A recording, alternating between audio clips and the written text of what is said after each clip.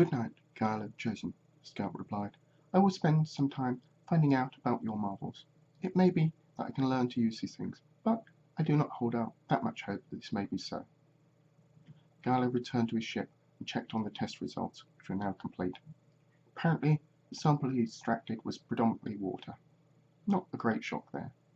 The rest of the sample had a high potassium content, and was similar in general makeup to coconut water. There certainly didn't seem to be any poisons or toxins in the sample. In fact, the water didn't have much food value. The vitamin and mineral content were actually quite high.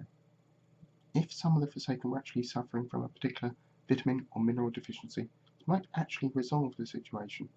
The only thing Galo couldn't be certain of, however, was if the water would taste good enough to drink or to be used with other food.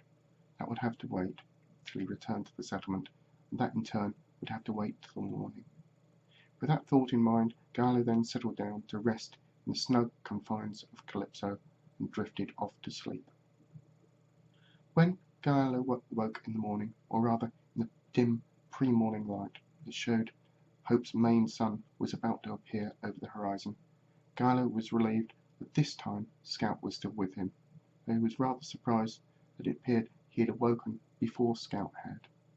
He stretched, collected some fresh water, washed, and ate breakfast. Only when he'd completed these tasks did Scout show any signs of waking up at all. Whilst he was waiting, Galo altered the supplies in his backpack, removing some items which he now deemed unnecessary, and replacing them with others which he thought might come in handy. He also replaced some supplies that he consumed whilst away from the ship.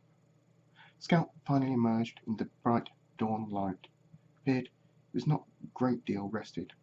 Galo quickly surmised that Scout had found something rather fascinating in the data link and had, as a result, spent a good deal of the night using the device rather than resting.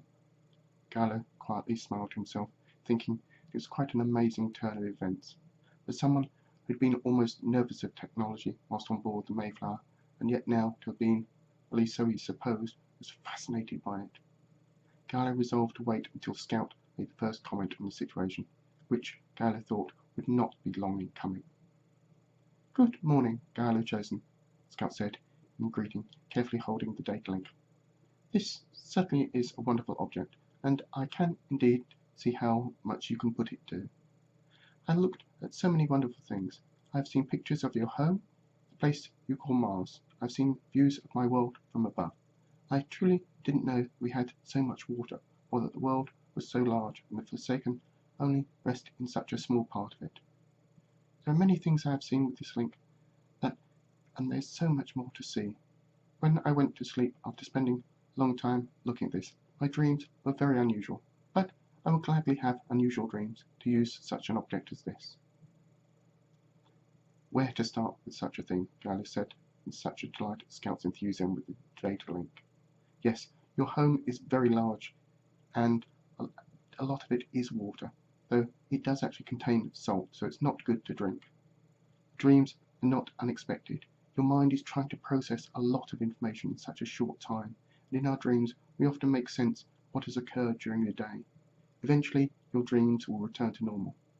Did you have any questions about the things you have seen?"